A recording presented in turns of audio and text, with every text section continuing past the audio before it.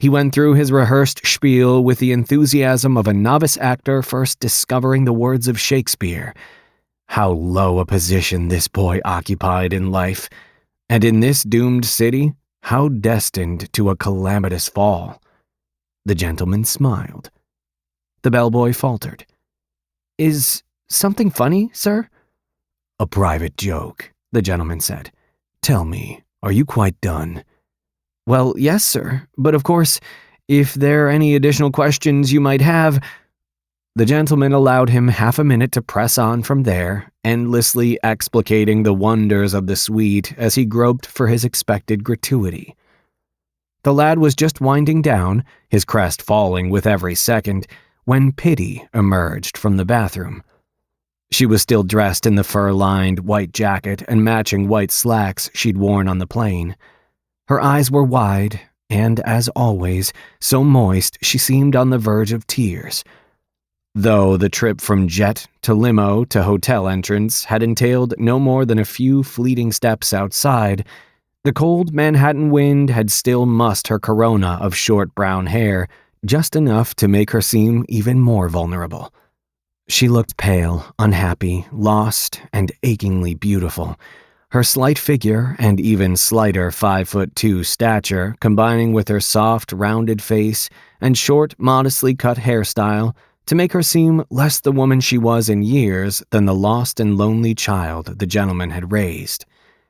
Even her scars, one vertical stripe on each cheek, served only to emphasize the impression of lost and wounded innocence that the gentleman had worked so hard to create.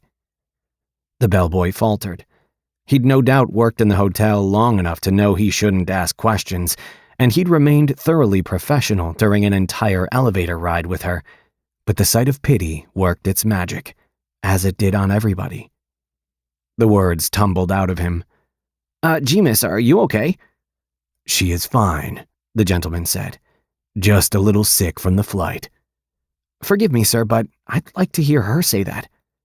"How much it must have cost you, little proletariat, to speak so boldly to one such as I." Showing no visible offense, the gentleman said, "You would have a long wait. My granddaughter does not speak. If you wish, I will have her write out a note." Pity nodded bravely, smiled, the transparent act of a woman blinking back tears, and made an "okay" gesture with her fingers. Still not entirely buying it, the bellboy said, "I'm sorry, sir, but you must understand—" "I understand perfectly, and I commend you on your humanity." Tiring of him, the gentleman took out his money clip and peeled off 2 hundreds. "Here, spend it well." It was a measure of the bellboy's empathy that he spared Pity one more glance before accepting the tip and taking his leave. The gentleman smirked especially wide as the door latched, thinking how delicious giving that tip had been.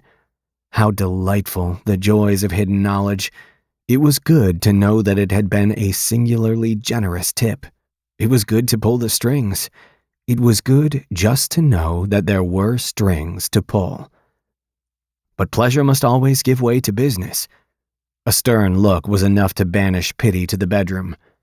He went to the telephone by the wet bar and dialed the hotel switchboard. The hotel operator had what is euphemistically called a mid-Atlantic accent, but not one assured enough to hide her essentially low-class origins. "May I help you, sir?" "Yes, I believe you may," the gentleman said. "May I have your name?" "Susan," the operator said. "Susan Solon, sir." "Susan, I noticed that the telephone in my room is touch-tone." Her voice acquired a quizzical tone. "Yes, sir?" "I despise push-button phones, madam. To me, they represent the idiocy of progress triumphing over the elegance of tradition.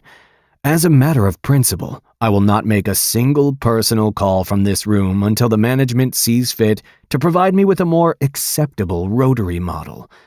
I am making you personally responsible for seeing to it that this is done." The operator said, "Sir, they're the hotel's phones. I don't know if I can—" "For what I am paying for this room," the gentleman said, "you will see to it that a suitable alternative is provided. Is that clear?"